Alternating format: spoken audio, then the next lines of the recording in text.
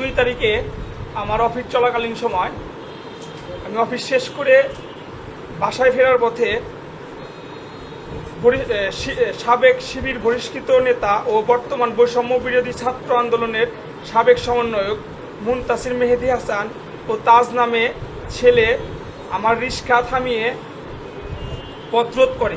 তারপর 10-12 জন এলোমেলো rod, stick, hockey stick, pipe দিয়ে এলোপাতাড়ি আমার উপর হামলা করে। তাৎক্ষণিক সেখানে জেলা ছাত্রদলের সহসভাপতি আব্দুল আলিম ভাই উপস্থিত ছিলেন। তিনি উদ্ধার করে নিরাপদ স্থানে নিয়ে আসেন। প্রিয় সাংবাদিকবৃন্দ, আমি এক প্রকার হতবাক ও বিস্মিত এবং দুঃখের সহিত আপনাদের জানাতে চাই, আমি সেখান থেকে আসার পরে জানতে পারি সিরাজগঞ্জ সরকারি কলেজ ছাত্রদলের আহ্বায়ক জুয়েল রানা আগেই বহিষ্কৃত শিবির নেতা ও সাবেক সমন্বয়ক মুনতাসির মেহেদী হাসানের সাথে বৈঠক করে লোকবল গুছিয়ে রেখেছিল। জুয়েল রানার নেতৃত্বেই আমার উপর এই ন্যাক্কারজনক হামলা হয়।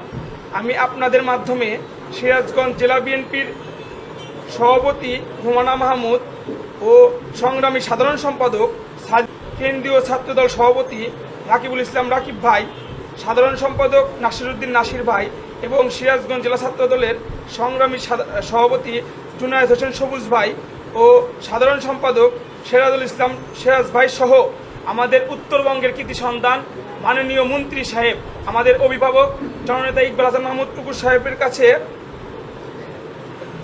আমার ছাত্রদলের জুয়েল রানা বিরুদ্ধে সাংগঠনিক শাস্তির দাবি জানাই এবং সেই সাথে মেহেদী ও তাজ সহ সকল হামলাকারীকে দ্রুত আইনের আওতায় আনার জন্য আপনাদের মাধ্যমে আমি প্রশাসনের কাছে জোর দাবি জানাচ্ছি।